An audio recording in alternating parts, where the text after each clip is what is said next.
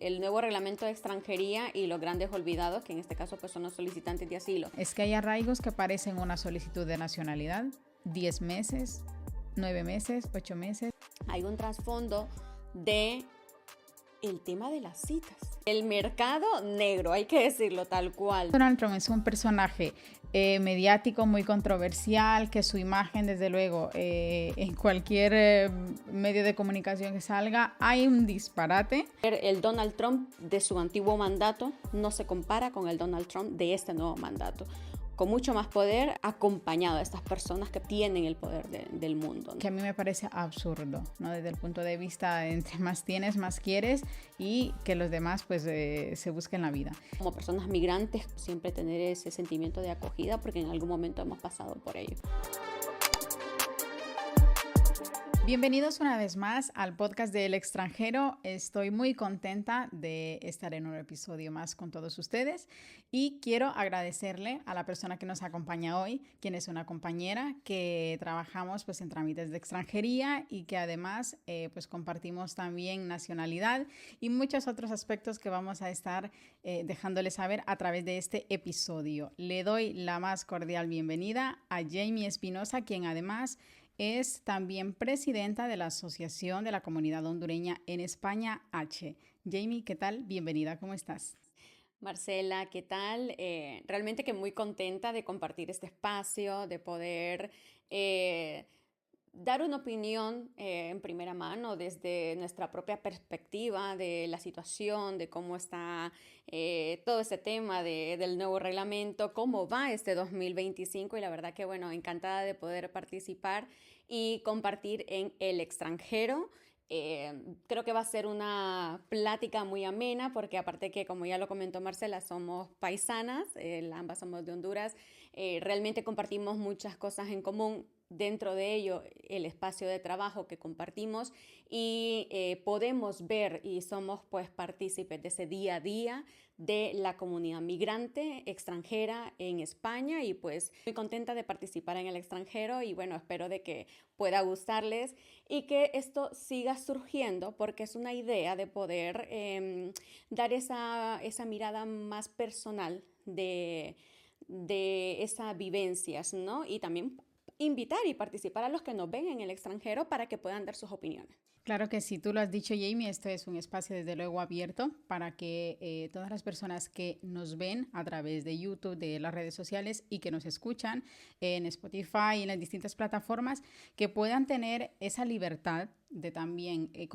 compartirnos su opinión sobre todos estos temas en los que vamos a tratar en este capítulo.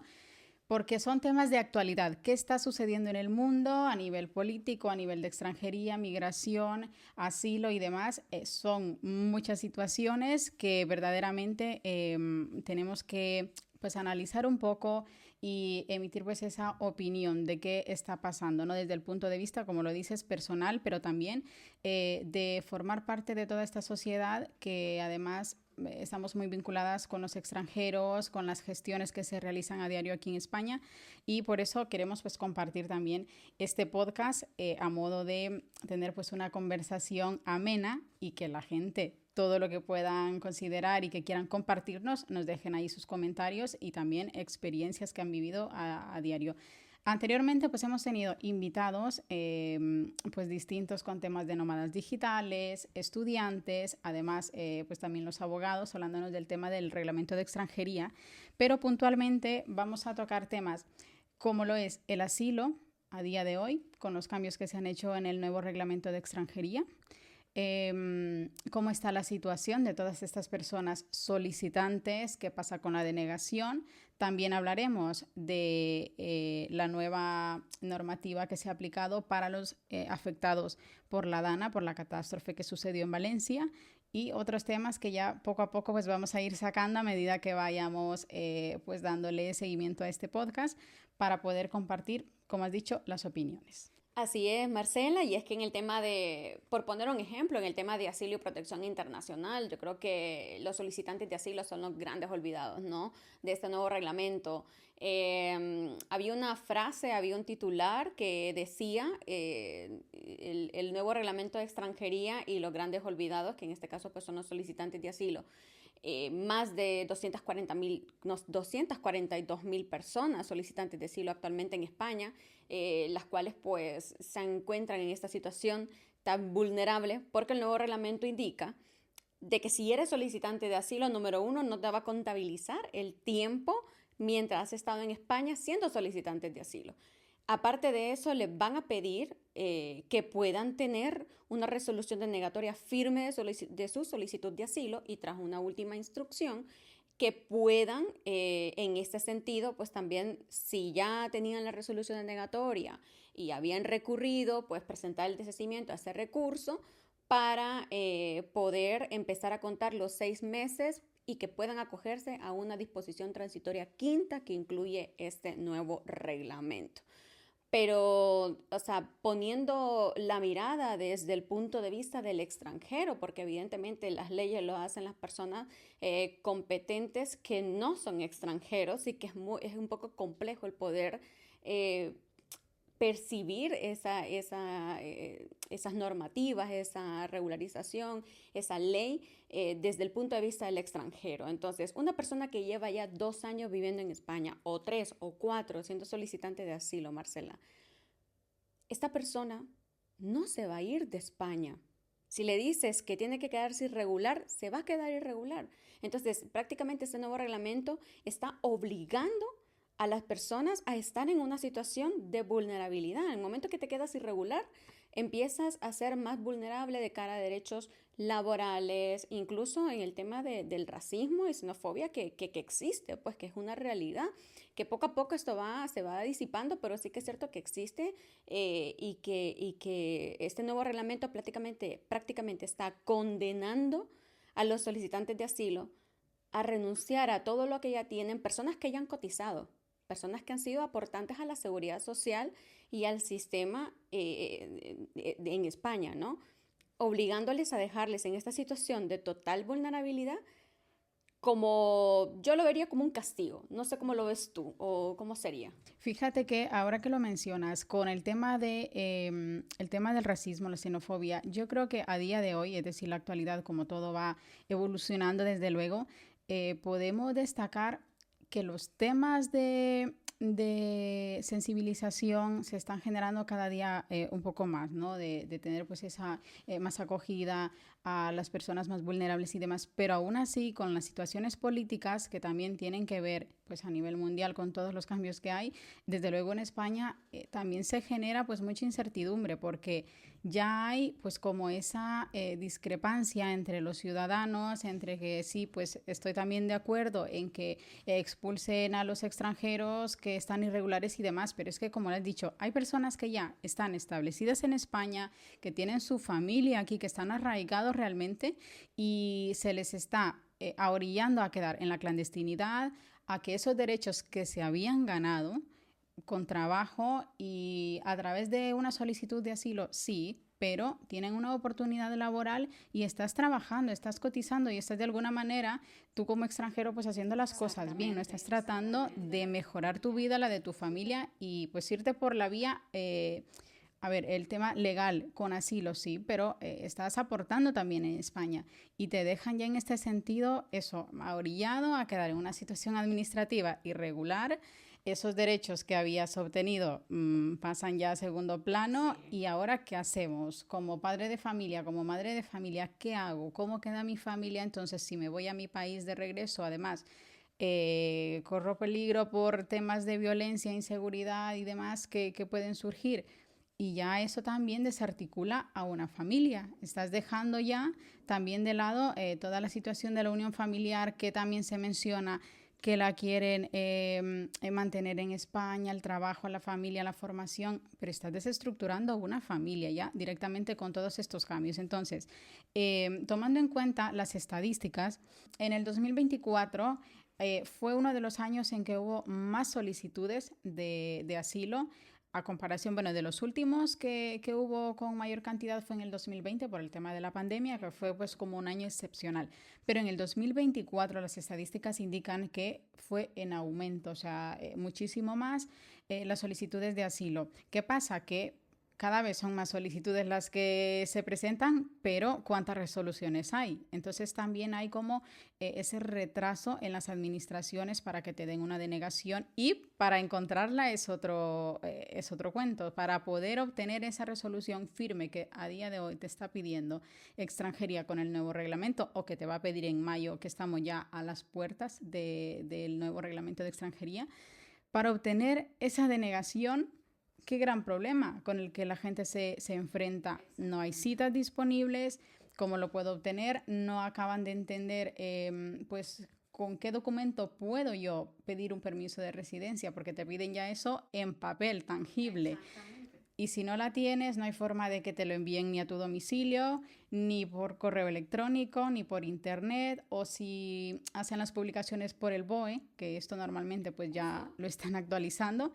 Pero si no apareces allí, ¿qué hago yo como solicitante? Exactamente, es que es lo que, o sea, la, yo creo que el gobierno tiene que hacer una introspectiva de cuáles son los mecanismos que le está facilitando entonces a estos solicitantes de asilo, cuáles son los mecanismos para poder facilitarles ese proceso de regularización, porque es que, claro, te dices, si eres solicitante de asilo, tú tienes, número uno, que tener el asilo denegado con una sentencia firme.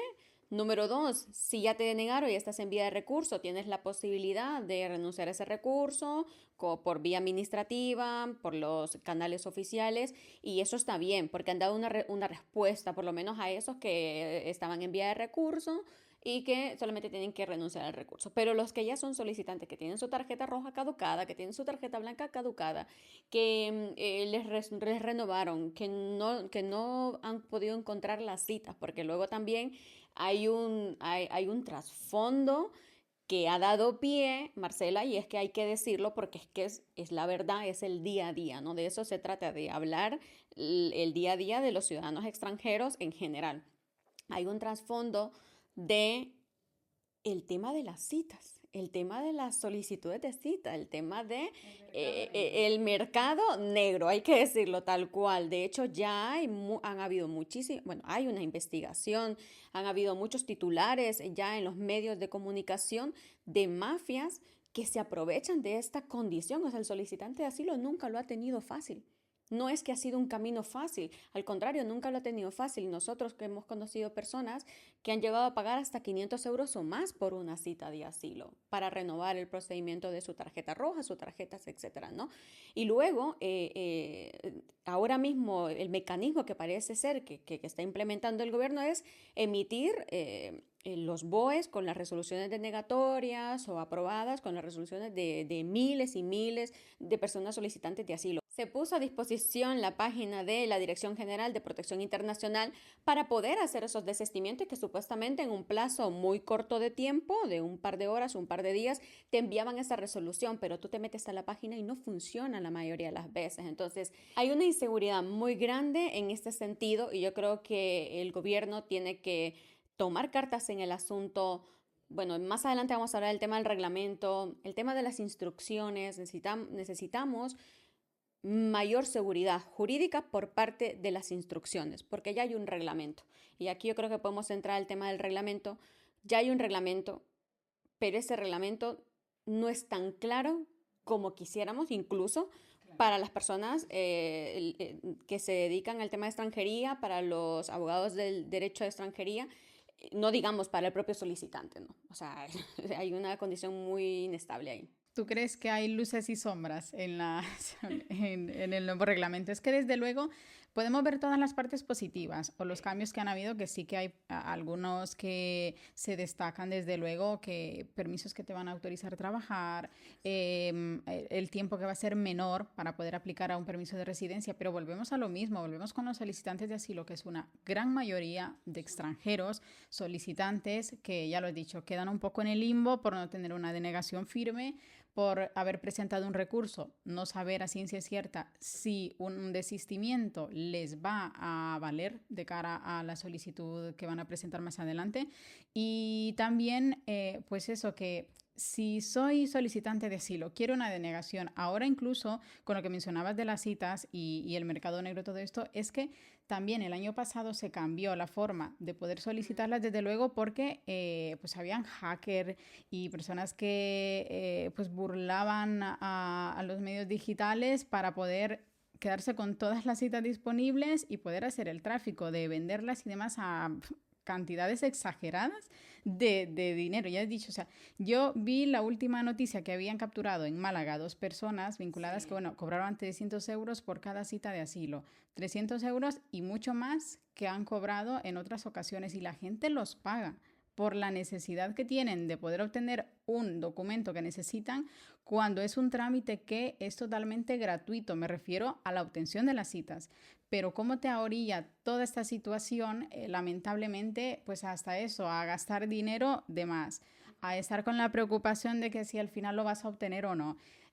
Si me va a servir además también el desistimiento para poder aplicar un permiso de residencia o que si me van a dejar en España de forma irregular sin saber qué va a pasar esperando mucho más tiempo y también perdiendo una oportunidad de trabajo donde a lo mejor ya estaba dado de alta, lo que te decía al inicio, ya estaba también arraigado con una buena oportunidad laboral y vuelves a estar un poco en la incertidumbre. Entonces es muy lamentable, Muy sinceramente, lamentable. con los cambios que se han hecho Totalmente. recientemente. Totalmente. De hecho, hay un documento que se ha emitido por parte de diferentes ONGs que se dedican al tema de los derechos en el tema de extranjería, que es como una propuesta para modificar este reglamento por parte de Cáritas, SEAR, Acoge, Red Acoge, CEPAIN, entre otras, que denuncian prácticamente, hacen esta denuncia, alzan la voz, esta denuncia en cuanto a a esta normativa, ¿no? Que deja tan desprotegidos a los solicitantes de asilo. Es que es total. Yo realmente en el ámbito personal conozco gente que es autónoma, que tiene ya un emprendimiento, que tienen una tienda, bazar de alimentación, gente que ya es una persona que incluso ha empleado a otros extranjeros, incluso a propios españoles, y son generadores de empleo. ¿Cómo les vas a dejar en esa situación, ¿no? De vulnerabilidad? Y seguramente que los que nos están escuchando sabrán miles de historias más en cuanto en ese sentido. Entonces creo que sí que es muy importante poner mucho énfasis en este aspecto, bueno, en muchas cosas, entre las luces y las sombras que tiene este famoso reglamento realmente, que lo estábamos esperando con ansias, pero que nos ha dejado pues con un sabor de boca de que algo falta, ¿no?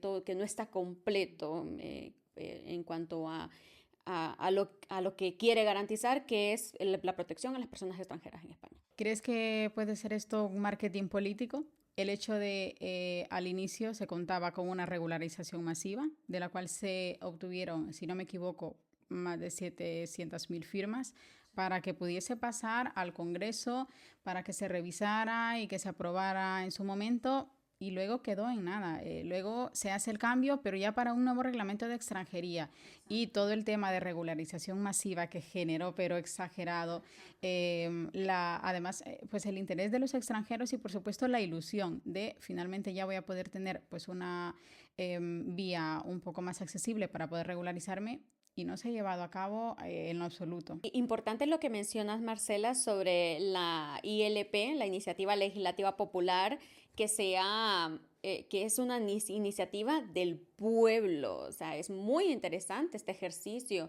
que se llevó a cabo durante muchos años, en la cual se recolectaron más de 700.000 firmas de DNI españoles. No fueron los extranjeros los que firmaron, fueron ciudadanos españoles que hicieron las firmas para que se pudiera llevar a cabo esta iniciativa y que se aprobara en el Congreso. A mí me parece que el gobierno tenía una muy buena oportunidad de poder darle esa victoria, ¿no? Al pueblo, a las personas que firmaron, porque es muy importante también escuchar las voces a los que te debes, ¿no? Entonces, desde mi punto de vista más personal, porque aparte de trabajar en el ámbito de extranjería, pues también tengo mi lado más personal asociativo como extranjera que soy desde que llegué a España. supe que el único camino para que mi proceso migratorio fuera más leve, no fácil, sino que más leve, era organizarme, era saber cuáles eran mis derechos y también cuáles eran mis deberes, porque como extranjeros también tenemos deberes y a veces algunos pues se nos olvidan, ¿no? Siempre estamos como quiero, pero también nuestros deberes como extranjeros. Y dentro de ello, con la asociación a la que pertenezco, pues participamos también en esta iniciativa legislativa popular. Recuerdo por el 2022 manifestaciones, poder ser parte de ese movimiento de la ILP que logró mucho, pero que finalmente no fue votado favorablemente en el Congreso. Y hay que decirlo, el gobierno de turno se llamó al silencio en este aspecto, ¿no? Entonces, eh, eh, esa iniciativa fue una esperanza para muchos extranjeros. Finalmente no se aprobó y a cambio de ello nos dieron un nuevo reglamento. Pero realmente aún así se quedan muchas personas, volvemos a lo mismo, ¿no? En la desprotección de esto. ¿Y crees que en algún momento pudieran retomar esa iniciativa? Que ya han visto la repercusión que ha tenido y la aceptación, como has dicho, de ciudadanos españoles. A lo mejor en un momento lo retoman y se puede volver a tener en cuenta, que sería una buena opción, sí. Pero claro, puede también que se quede ya en el olvido, como muchas otras cuestiones. Como muchas otras cuestiones. Yo creería de que a este punto la lucha sigue porque la plataforma de la ILP está activa y siempre está intentando volver a recabar entre las firmas, en reactivarla, pero sí que es cierto de que puestos a este punto el gobierno está, podríamos decir, cerrado, porque su carta de presentación es, oye, mira, no te di una regularización masiva, pero te di un nuevo reglamento y con esto todo el mundo se va a poder regularizar. Esa es la idea que nos han querido vender, pero realmente no es así. Lo estamos viendo con todos los solicitantes de asilo y también que hay muchas personas que no van a poder beneficiarse de ese nuevo reglamento, ¿no? Entonces, podría ser. El gobierno tiene una muy buena oportunidad porque es una iniciativa del pueblo, con firmas, con DNI de ciudadanos españoles. Y bueno, hablando ya también dentro del tema de asilo, es muy interesante ver cómo España, desde luego, es uno de los países de la Unión Europea más elegidos para poder solicitar, porque sabemos que asilo, pues, hay muchos países a los que puedes acogerte y presentar esta solicitud. Desde luego, si vienes de un país latinoamericano en el que la lengua español pues es el nativo, lógicamente muchos eligen España y por la situación de el bienestar, también pues esa relación entre sociedad, Estado y demás. Pero fíjate que es muy interesante que España está detrás de Alemania, entre los países a los que más se solicita el asilo. ¿Por qué crees que está ahí? Yo creí que España al final iba a ser como de los principales, pero viene siendo detrás de Alemania, que hay muchas solicitudes incluso de menores no acompañados, también sigue perfilándose entre los primeros Alemania. En ese sentido, o sea, recordemos de que en España prácticamente pues tenemos una migración muy latinoamericana por el tema del idioma, tú lo has dicho, pero también tenemos esa migración proveniente de Medio Oriente, de países en situación de guerra, que es otra realidad a la que vivimos las personas migrantes, ¿no? Hablando desde el punto de vista como persona latina que soy, ¿no? Pero estamos hablando de otra realidad en el sentido de personas que vienen de Medio Oriente en situación de guerra, personas de África. Entonces, el tema de poder llegar a un país europeo jugándote la vida en el mar, en el Mediterráneo, o sea, ahí tendríamos mucho, o sea, hay un aspecto muy amplio que se tendría que ver y es la posibilidad de poder llegar y solicitar y que también están funcionando el tema de los servicios sociales o la acogida para estas personas, ¿no? Aunque ahora mismo a nivel europeo ha habido o hay un fenómeno bastante peligroso y muy preocupante que es el fenómeno de todas las personas que están llegando al territorio europeo como solicitantes de asilo y refugiados. porque tenemos los países de primera categoría, como le llamo yo, los que van en business, estos países no quieren recibir más solicitantes de asilo, refugiados. ¿Y qué es lo que están haciendo? Pues abonar o pagar para no recibir y que los reciban países de segunda categoría o los que vamos en clase económica, ¿no? Por decirlo de alguna manera. O sea, pareciera de que si yo tengo dinero, mira, yo le pago a España y que los reciba España, porque yo no me quiero hacer cargo, pero estamos hablando de que son países de la Unión Europea y se rigen a una normativa europea, que realmente es la normativa europea la que regula los solicitantes de asilo y protección y refugios, todo el tema de los refugiados. Entonces yo creo que tendría que mucho que ver en el sentido de cómo está funcionando los servicios sociales, la acogida a estos solicitantes y también el hecho de que la migración o los solicitantes de asilo que lleguen a Alemania probablemente no sean la mayoría, en su gran mayoría latinoamericanos, sino que vengan de países de Medio Oriente y de África, que sabemos que son muchísimos también. Sí, porque desde luego Venezuela sigue siendo de los principales países que más solicitantes de asilo hay.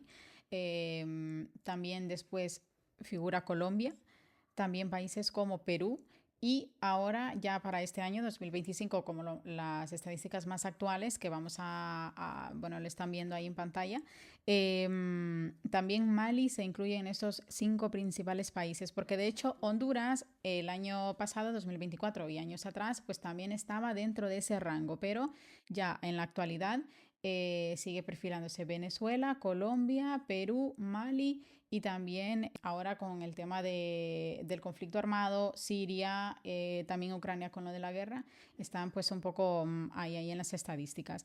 Y también algo muy interesante de compartirles es, la mayoría de los solicitantes desde luego son hombres y las edades son comprendidas entre 18 y 34 años. O sea, y también eso sí que no es que es mucha la diferencia, es un 55%. También hay una gran cantidad de mujeres, pero sí la mayoría de solicitantes son hombres los que aplican para solicitar asilo.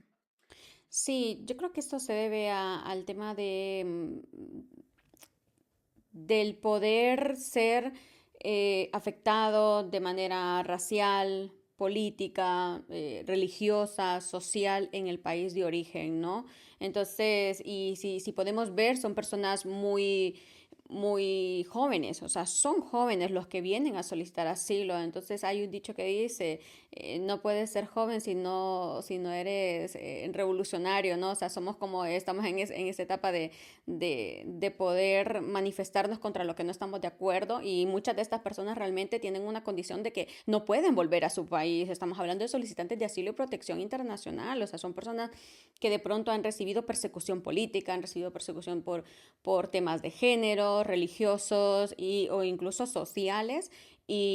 Pues tiene que existir esa estadística, sobre todo en el tema de la edad. El tema de la edad me parece que es correcto porque una persona, un adulto mayor, es muy difícil que ya se mueva, ¿no? De ese país, de su país de origen, de donde está tan arraigado, pero al ser tan jóvenes, nos tomamos o se toman ese derecho a migrar, ¿no? O sea, es un derecho fundamental y está en la Carta Magna de los derechos, de la Carta de Derechos Humanos. Entonces, es un derecho y no podemos negarle el derecho a una persona migrar a un país por su seguridad, por su salvaguardar su vida, por salvaguardar su familia.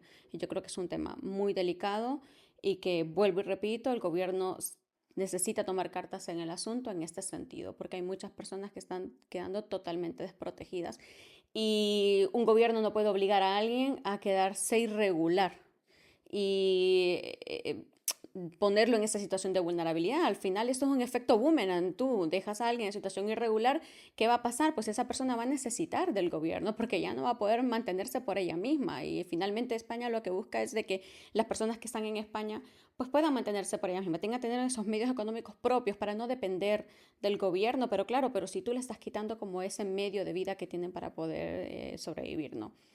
Y hablando en temas generales, ya con el reglamento de extranjería, eh, Han habido muchas modificaciones, han habido muchas nuevas figuras de arraigo que en este sentido pues son bastante beneficiosas para muchos extranjeros que lo estábamos esperando, ¿no? Como agua de mayo. Hay un dicho en Honduras que dice, te estaba esperando como agua de mayo, ¿no? Entonces, es importante también poner el foco en las cosas positivas que tiene también este reglamento, Marcela.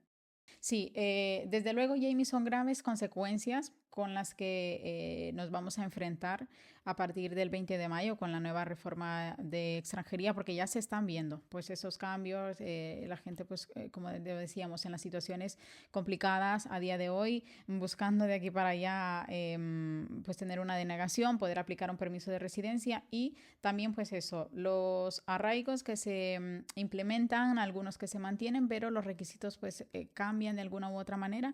Es que sí, hay cosas buenas y no tan buenas, lamentablemente. No todo pues es color de rosa, no todo es tan positivo y ojalá que por lo menos las autoridades competentes pues puedan estudiar un poco más, ¿sabes? Toda esta situación y a lo mejor después de todo este cambio también se va viendo cómo se determina las solicitudes, a ver los tiempos también de resoluciones, que eso es algo que afecta muchísimo, que lo vemos a día de hoy, que hay meses en los que va fenomenal, se están resolviendo las solicitudes de maravilla, incluso el año pasado hubo algunos meses que los arraigos sociales se te resolvían en un mes, 2 meses como mucho, A pero inicio del 2024 claro, creo que pero estábamos. ya a fechas actuales, que incluso nosotros vamos compartiendo fechas orientativas de extranjería y demás, es que hay arraigos que parecen una solicitud de nacionalidad, 10 meses, 9 meses, 8 meses, o sea, es exagerado. Entonces, también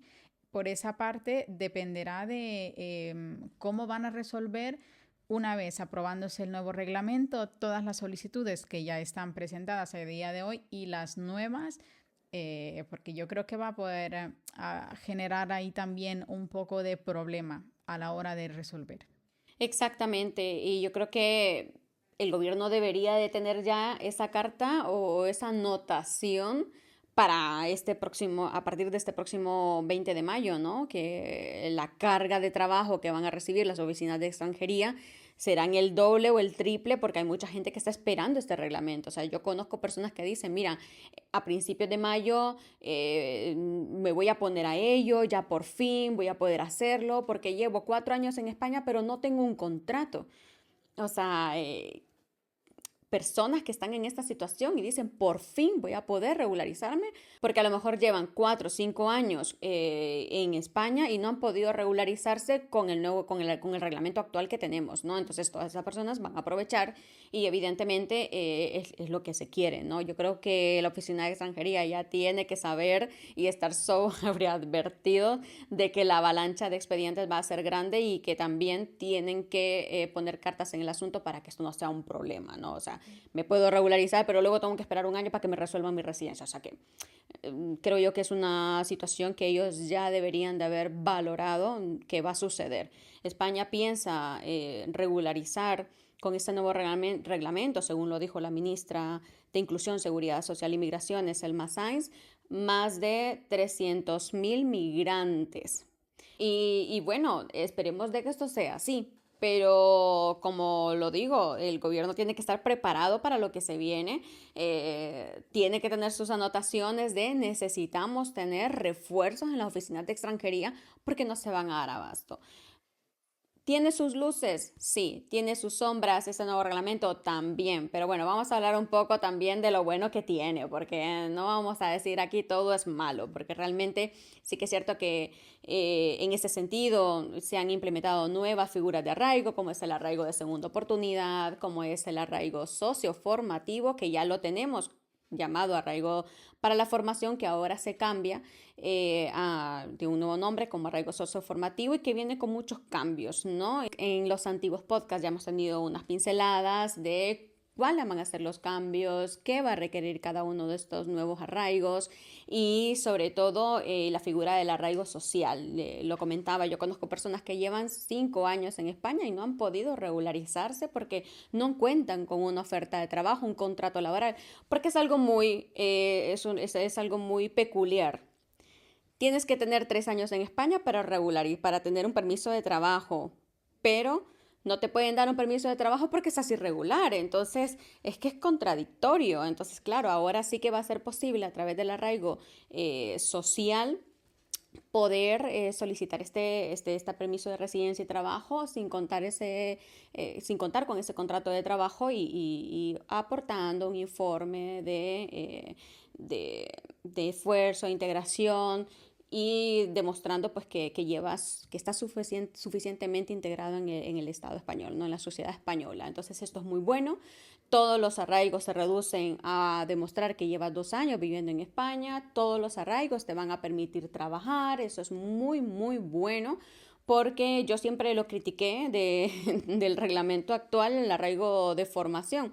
O sea, te dicen de que tienes que estudiar en España, no te permiten trabajar. 3, cuando ya te has graduado, por fin te has sacado ese título, esa formación, tienes que encontrar un trabajo de lo que has estudiado. Ahora mismo el arraigo socioformativo permitirá trabajar hasta 30 horas y luego para modificar no va a ser necesario que ese contrato esté ligado a los estudios, que es algo muy bueno. Entonces, creo yo de que la idea del gobierno ha sido poder facilitar cada uno de estos procesos y en ese sentido está muy bien pensado porque facilita muchas cosas a esas personas que ya llevan mucho tiempo en España, ¿no? Yo siempre lo he dicho, una persona que ya lleva 2 años en España no se va a volver a su país de origen. Evidentemente son personas que están en una situación de vulnerabilidad, que trabajan en economía sumergida, que son explotadas laboralmente y que viven, que están allí pero que no les quieren ver, pero existen y son parte de esta sociedad. Entonces, el haber pensado en ellos es muy, muy importante. Desde luego también con los puntos positivos que vamos a mencionar en estos cambios que han hecho, está también lo de la regularización de al menos a 25.000 extranjeros que han sido víctimas de la catástrofe que sucedió en Valencia con la Dana y que ahora pues se les va a regularizar. Los que tienen procesos presentados pues se van a agilizar también de alguna manera, los que están por cumplir su tiempo de residencia también y a los que perdieron un familiar, una víctima mortal, en esta catástrofe, pues se les va a permitir pues, un permiso de residencia por 5 años. Pero eso sí que hay que tener en cuenta que son si demuestras que estuviste empadronado en los 73 municipios afectados en Valencia en el plazo del 28 de octubre al 4 de noviembre, porque eso, claro, hay mucha gente que reside allí, desde luego, pero algunos que están empadronándose hasta ahora o que recién han llegado, por supuesto que no van a pretender pues aplicar a este tipo de beneficio, pero con esto están buscando las autoridades, desde luego, pues darle una oportunidad a estas personas de reintegrarse, de poder pues mejorar por lo menos su situación regular, porque son muchísimos extranjeros los que estaban pues en cualquiera de estos municipios y que han sufrido. Y esa parte sí que me parece positiva y realmente que el gobierno merece la pena pues que se haya gestionado, porque ya habían aplicado esto en el pasado, en el 2004, cuando los atentados del 11M, para también regularizar a extranjeros, pero ahora se vuelve a retomar. Entonces, sí, está muy bien.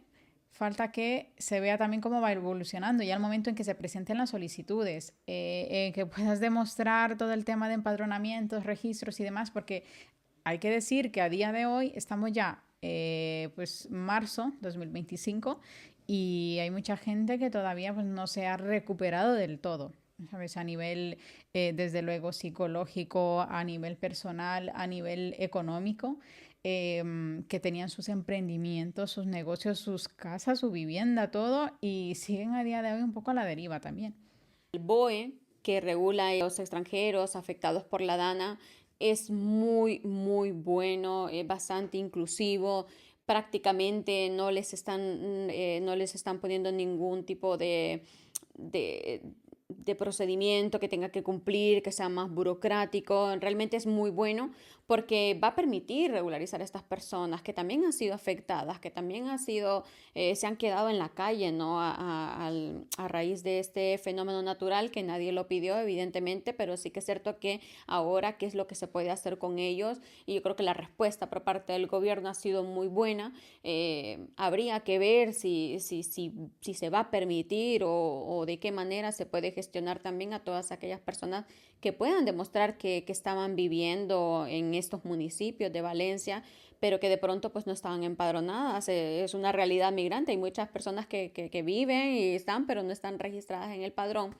Y también en el sentido de los solicitantes de asilo que vivían en estos municipios, que estaban empadronados y que pueden aplicar, también se les flexibiliza el tema de poder regularizarse, ¿no? Y que su condición de solicitante de asilo no les afecte en este sentido.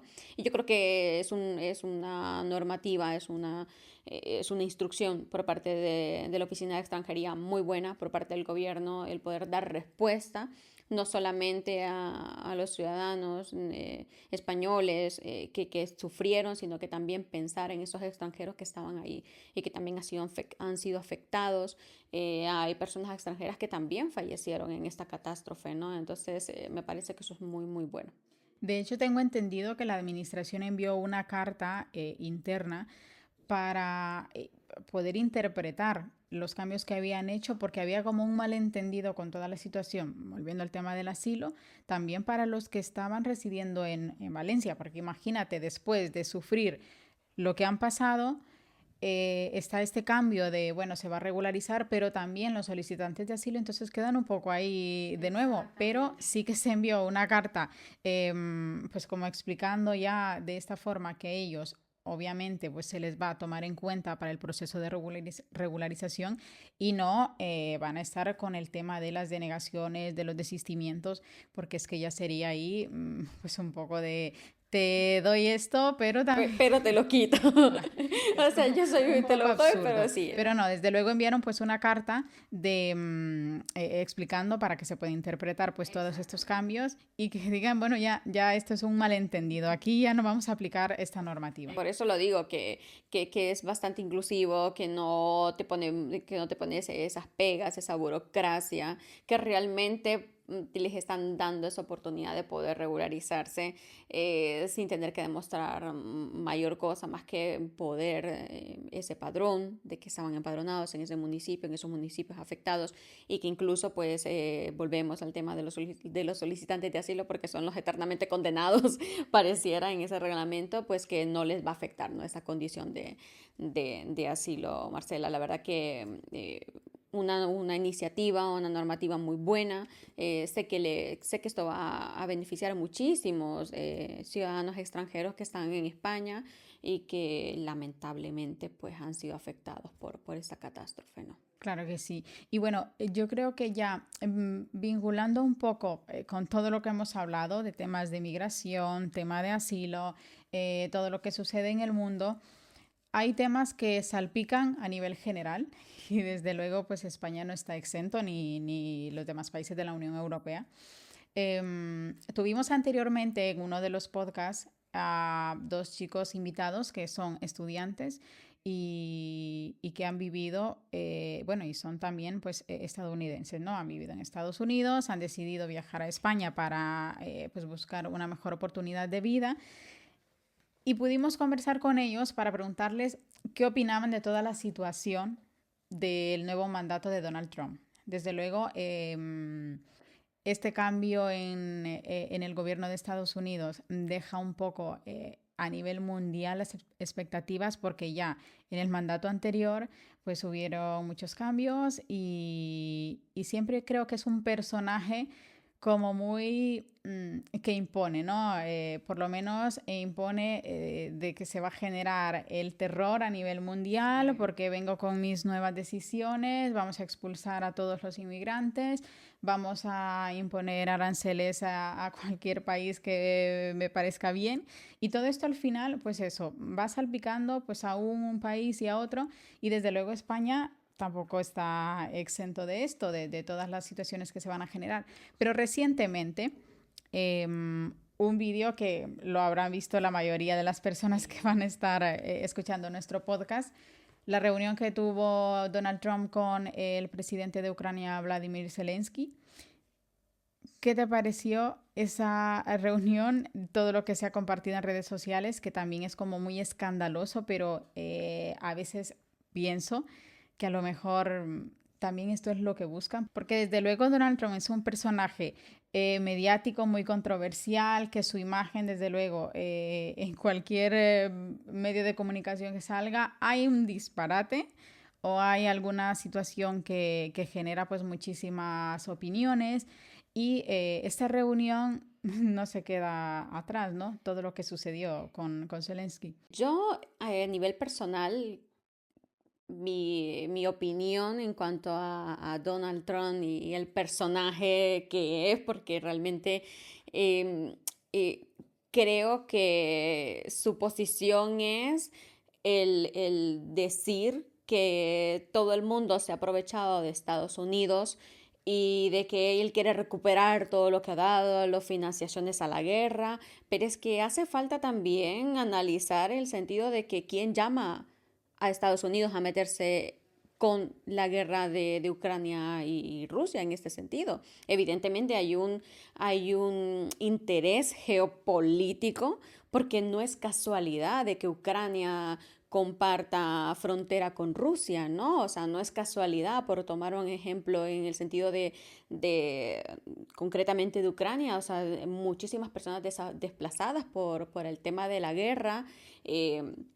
Actualmente se está planificando este alto al fuego, pero ¿a cambio de qué, no? Estados Unidos es ese típico, esa persona que viene, se te acerca y se te disfraza de amigo, pero luego hay otros intereses muy personales, ¿no? Que le mueven, porque hace falta hacer un análisis de dónde Estados Unidos ha metido sus tentáculos, donde nadie le ha llamado y realmente sabemos de que todo es por un interés geopolítico, por un interés muy personal, de esa política de invasión que siempre ha generado en Latinoamérica, en África, en Medio Oriente. Tenemos el tema de Gaza también. Concretamente, Ucrania ha sido como el hazme reír prácticamente porque lo han utilizado. Actualmente, pues bueno, hace un par de días veíamos esa entrevista tan hostil, o sea, algo sin precedentes en la historia de la diplomacia de la humanidad entera, ¿no? El ver esa plática como cuando un padre viene y te regaña, ¿no? Y te está diciendo, no, tenías que hacer esto, ¿por qué no te has puesto un traje? ¿Por qué no te has vestido? O sea, cosas que uno dice, o sea, ¿qué estamos viviendo? ¿No? Absurdas, cosas que no te puedes imaginar que se puedan ver en este ámbito, ¿no? El sentido de tratar a Ucrania de esta manera y poder decirle es tu culpa y yo he sido bueno contigo, pero realmente qué está detrás de ello, ¿no? Evidentemente, después de esa entrevista que tuvimos tan hostil, donde era como el hecho de por qué has venido acá y me estás faltando al respeto, ¿no? Porque allá había una plática, una propuesta que Ucrania quiso también desde su parte, porque también hay que poner en contexto el hecho de, bueno, como he recibido tanta financiación y tanto apoyo y tanto militar y tanta arma, pues bueno, voy a intentar tirar un poco de lazo a ver si logro conseguir algo más y parece ser que ya ese grifo se ha cerrado por completo. Y luego también está la parte que le toca a Europa, al ser a los países que pertenecen a la OTAN.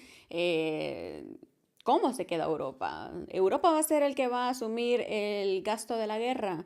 ¿Europa va a ser la persona, o sea, el ente más afectado en este sentido? Zelensky ya envió una carta al presidente Donald Trump donde dijo de que hacía el acuerdo de las tierras raras. Entonces, hablando de tierras raras, qué raro, nunca antes mejor dicho, que Donald Trump ahora diga, bueno, mira, yo te he ayudado con esto, ahora vuélveme lo que te he dado, ¿no? Porque nada es gratis. O sea, Estados Unidos eternamente se ha disfrazado del salvador del mundo, ¿no? Y nada es gratis. Siempre saca el doble de lo que da. Y ahora mismo lo que más me preocupa en el sentido de Donald Trump es que ya sabemos que él es una persona muy mediática, un poco showman. Ya fue presidente del gobierno de los Estados Unidos, pero ahora ha vuelto a ser presidente, ha sido elegido nuevamente como presidente. Y lo preocupante es, número uno, en mi punto de vista, es que ahora tiene mucho poder en la corte, mucho poder en el Senado, o sea que el poder que tiene político en Estados Unidos es muy grande para poder verdaderamente ejercer lo que él piensa o sus ideas, ¿no? Y también hace falta ver esa toma de posesión, quienes eran sus invitados, ¿no? Estamos hablando de las personas que manejan todo lo que es el tema de la inteligencia artificial, Elon Musk, bueno, que es parte de su gobierno también.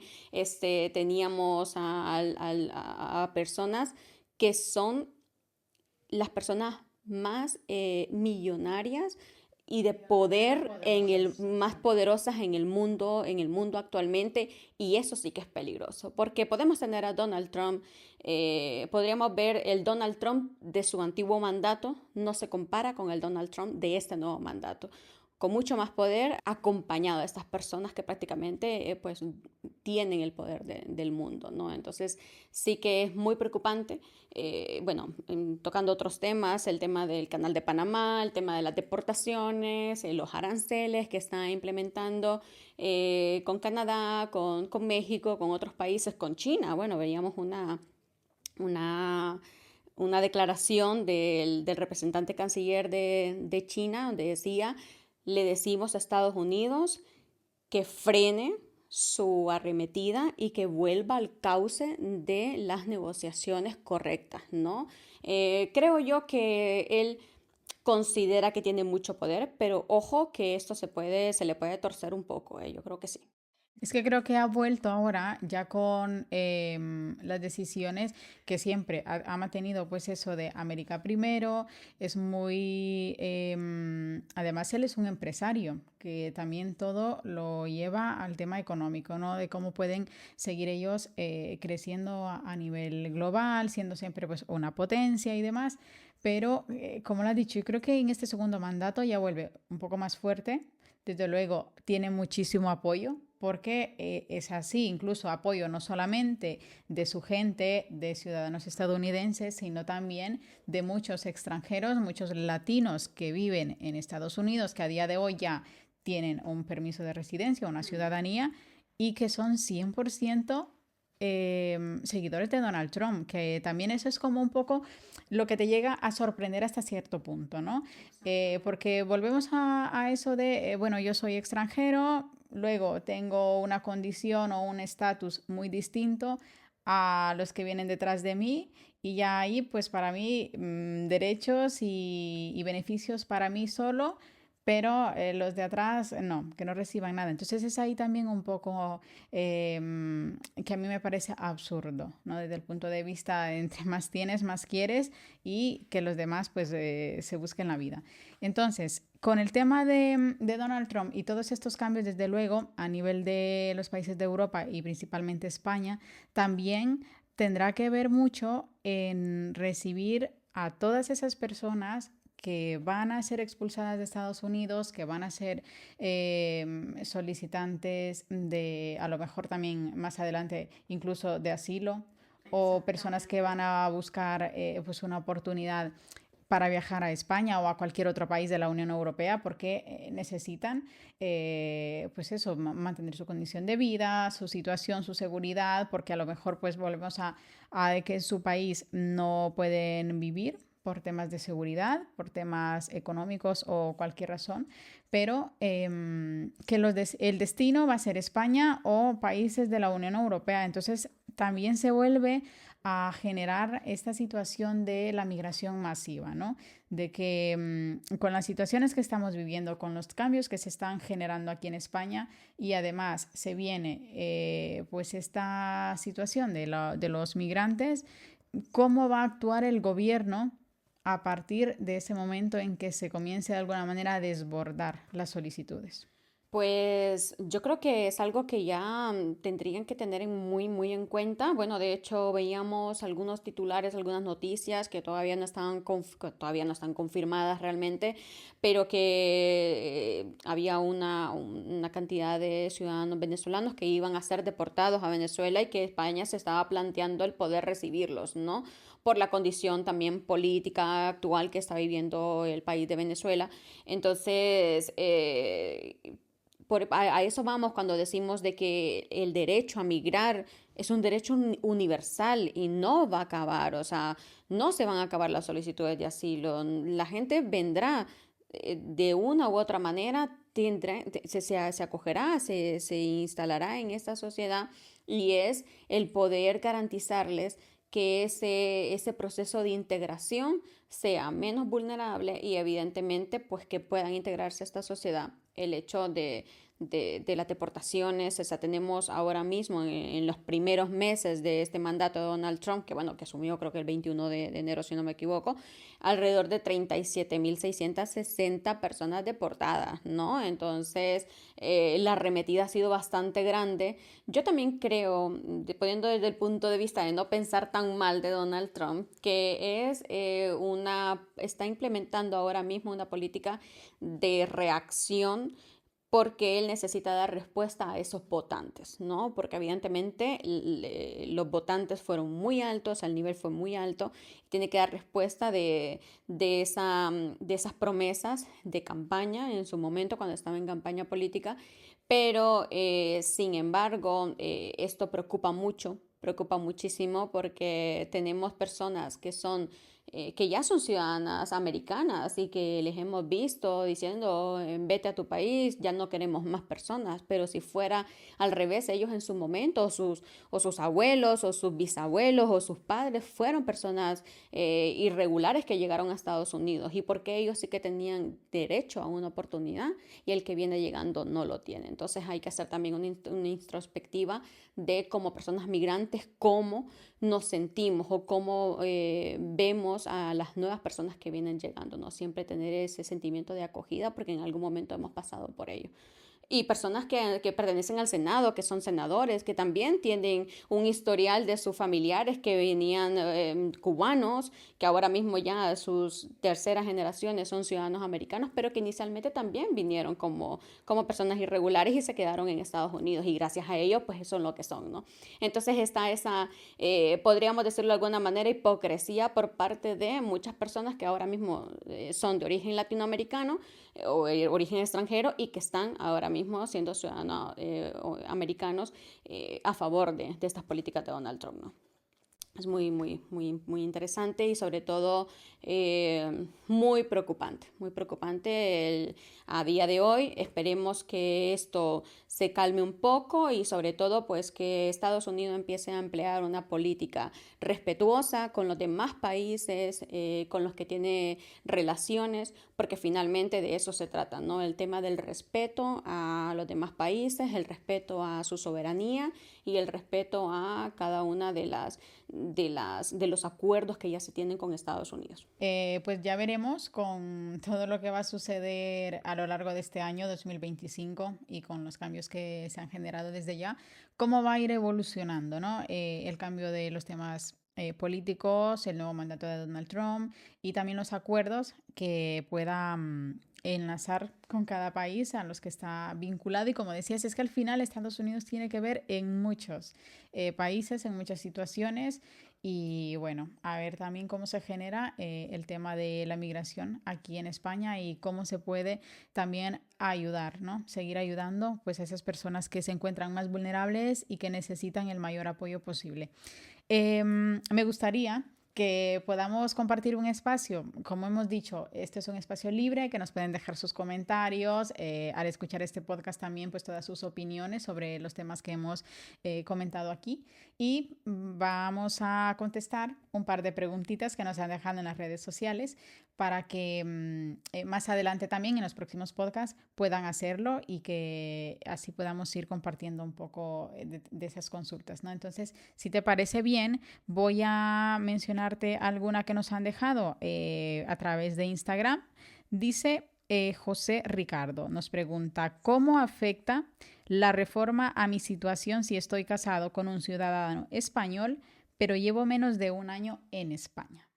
Al estar casado con un ciudadano español, realmente es una de de los arraigos, en el sentido de la nueva residencia de arraigo por ser familiar de ciudadano español, que menos afecta, ¿no? El tema de ser si es solicitante de asilo, porque realmente sí que es cierto que no lo determina, no le afecta directamente en ese sentido, y también siempre podrá regularizarse, porque es el único arraigo que no te pide un tiempo determinado de estancia. Y también nos deja una pregunta Guillermo a través de TikTok. Su consulta es, ¿los que están en proceso de asilo pueden optar a la residencia por el desastre de la Dana? En este caso sí, de hecho ya lo mencionábamos al inicio, cuando empezamos el podcast, de que sí, en este caso va a ser muy flexible a los solicitantes de asilo. Aquí sí que se les ha tomado en cuenta, sí que han dicho, bueno, mira, si eres solicitante de asilo, esto no se va a tomar en cuenta para que puedas hacer la solicitud,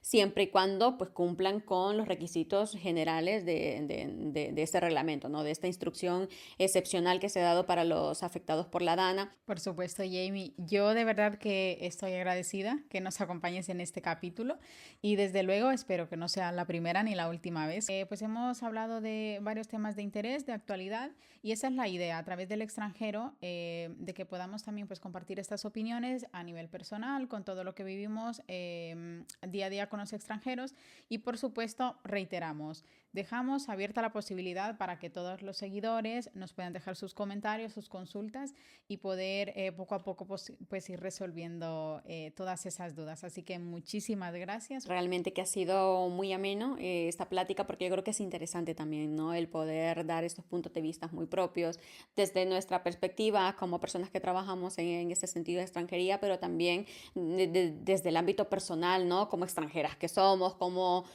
es porque lo hemos vivido en carne propia, Marcela, o sea, no hay cosa mejor de hablar en el sentido de lo que ya has pasado, ¿no? En carne propia, y obviamente para que podamos ayudar a estas personas que están con muchas dudas, con mucha incertidumbre. Muchísimas gracias y a todos ustedes les esperamos en un próximo podcast.